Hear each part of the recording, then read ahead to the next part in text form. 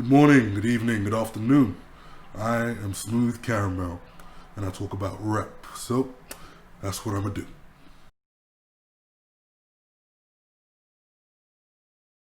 Do you remember the first time you heard a song and that song immediately caught you?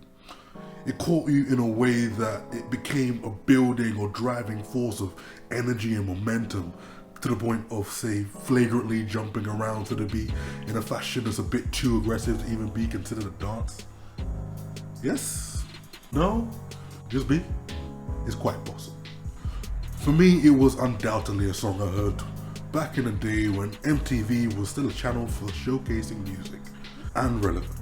I remember it clearly because it was a situation that happened quite often. A young, smooth Caramel would be up in those late hours, though this was before the caramel hit my voice.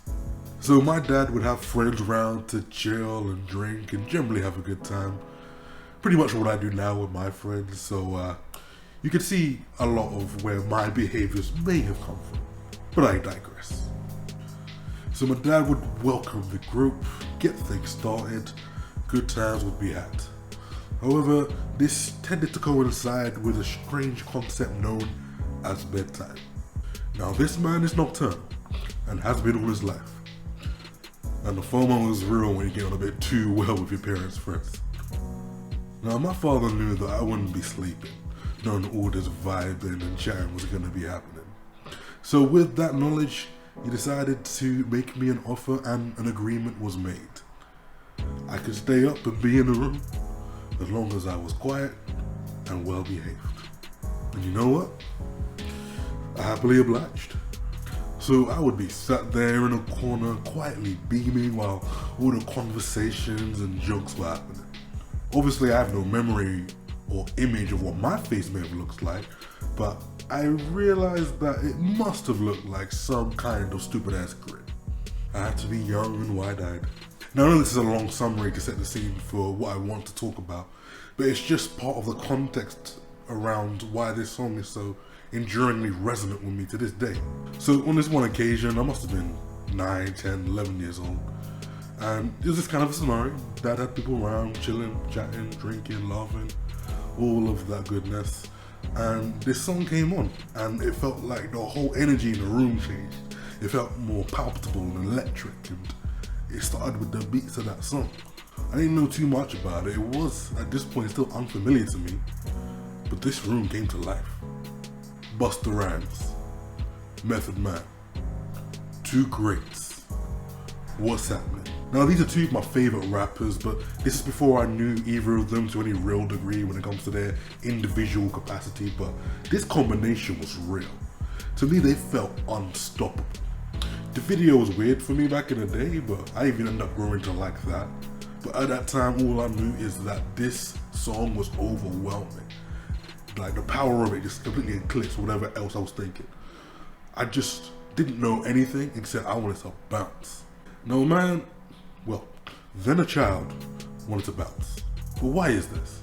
What is it about this relatively simple song? When it comes to subject matter, it's not all that new or complicated.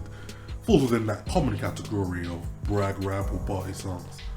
Plenty of good punchlines and techniques on show, but what I'd argue is the real power of the song and what exemplifies it particularly well within this topic is the energy and the chemistry.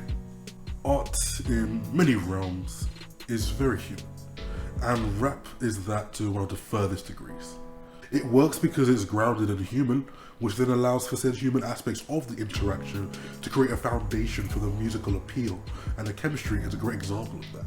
Now chemistry is a difficult concept to explain, especially relating to this context, but after a few varying attempts at a Google search, the best definition I could find that I could use as a basis for this discussion would be the art of human connection, which I quite like the sound of.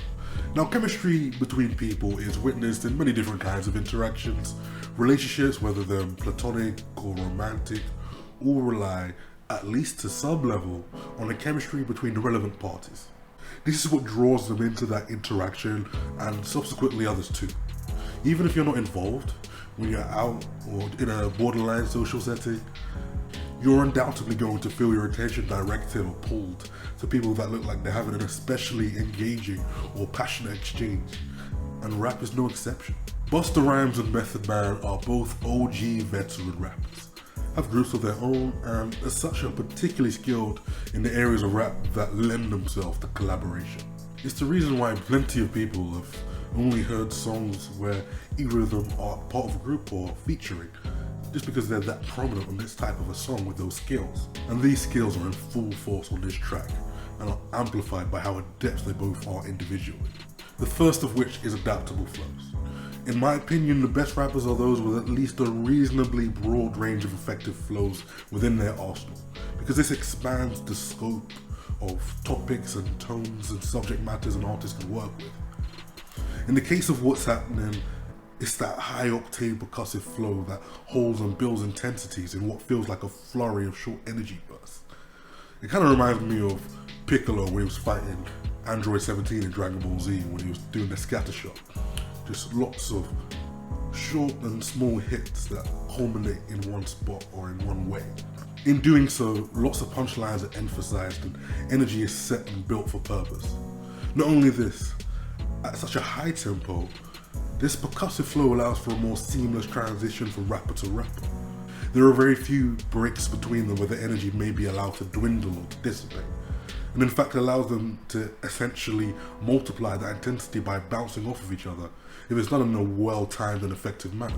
Secondly, there's the distinctive and characterful deliveries. Busta and Meth are two gargantuan artists when it comes to presence and persona. They command attention and you can pretty much always notice and identify them instantly.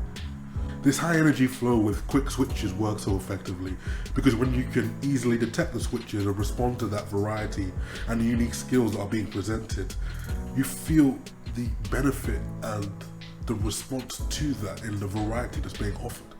It's that type of distinct changes from rapper to rapper that prevents the onset of monotony, especially in faster rapping, because the faster you rap, the more words you're throwing at the listener, which means that they need to do more to understand what's being said. It's just more to process. And having that switch between rapper to rapper and the variety in the flows and the deliveries prevents that onset of that monotony from having to decode so much. When you're rapping or any kind of a song, you want to keep the listener engaged. Any chef will tell you that variety is the spice of life, but you need to know and be aware of what spices you're using so that you can use them effectively. All of this is then amplified massively by a good chorus. In the case of this song, it's like the catharsis with larger, stronger blasts of energy to punctuate and set up those fast-paced, high-octane verses. More like a Dragon Ball Z finishing attack. For example, Piccolo's Special Bean Cannon. That will probably be the last Dragon Ball Z reference. No promises. It's also going to serve as the most magnetic aspect of the song that a listener is going to join into, which is part of the reason why these types of songs often have a call and answer type chorus. As I've gone into in my Appeal of Rap video, rap is a very inclusive art form. One of the most effective parts of it is probably that group cohesion and resonance. But this is just one type of song that a duo of rappers can effectively use. The overall utility that exists when you have two rappers as part of a song or collaboration album is significant, yet understated. You can see it in the prominence of rap duos and collaboration albums that have spawned over the years. We've had Outkast, Run the Jewels, Dilated Peoples. Although, speaking of Dilated Peoples and other examples, I mean two rappers. Dilated Peoples has 3 members, but DJ Babu is obviously not a rapper on the song, so you still have that dynamic of a duo of rappers on the song. But yeah, not just them, there's also Red and Meth, Mobb Deep, Black Star, UGK, rest in peace Pimp C, Yin Yang Twins, even motherfucking Crisscross. The twin gimmick works because of how the rap duo dynamic works, and this was very much a deliberate decision to exploit that dynamic, as well as the gimmick of kids rapping. Like they're not kids, but also like they are kids. There's just that specific kind of presence and appeal that exists when two rappers stand side by side and hold each other down. And I only really went for the more mainstream examples there because the list is so endless. Two rappers of comparable skill and presence elevate each other with contrasting but complementary styles and tracks to create that more immersive and visceral listening experience. There are many ways for this to work. providing a back-to-back structure for a dialogue-like exchange, which is especially potent in a story song or in songs that include a scene or a setting where they can offer varying perspectives. Red and Meth do this quite well in a lot of their more comedic songs. Serial Killer made me laugh out embarrassingly loud back in the day on a public bus because I just was not ready for the goofiness of that delivery and the bars that they were using. It's like a sketch show with cuts from different characters in different places and just following their shenanigans. I think my favourite ones were Redman going, "Happy birthday, ooh, ooh, ooh, ooh," or Method Man going, "I think too much, I drink too much, my crew don't really give two fucks about you ducks." I love that. That flow as well. Anyway, through parallel storytelling, two stories told side by side that encompass the same theme and then culminate in a shared chorus that encapsulates it all. The aforementioned sharing and building of energy through hyping up and chemistry also has another realm where there's a more pseudo-combative approach to add a realm of competition and conflict to then further engage the listeners and incentivizing a more critical listening so that they can assess and pick sides for who's done better in their view. Two rappers working together on a song is a potentially amazing device when it's used to its fullest extent. It just has to be used properly. The main issue that can arise when you got a rapper working with another rapper is that it may need to be overcome that one may be perceived as the weak link. This is why it is particularly key that the rappers are of similar levels of respect and skill. Even if it's only the perception that one is the weak link, it is something that needs to be overcome because it's especially prevalent and easy to notice when it's just one of two voices. And once you decide that only one rap is worth the time, then that essentially means that half the song isn't worth the listener's time. Though while a significant obstacle, I'd say that it's mostly outweighed if a duo can make it work. Especially if the two members can easily transition to and from solo careers without sacrifice. It is a feat to revere. And from my perspective as a rapper, I like it when I can share a song or an album with somebody else because it halves how much I have to write. So yeah. Now, I believe all of this to be true, but different in the case of the hip hop posse cut or group/team anthems, along with features, while similar in their appearance, do work in other ways. Those are in design exceptional scenarios and command longer duration to properly utilize and exhibit a larger roster of performance or highlight the individuality and uniqueness of having a feature rapper. A topic of discussion I will be exploring in more depths at some point in the near future. So yeah, subscribe if you're interested in topics like that. Now onto the more obscure examples.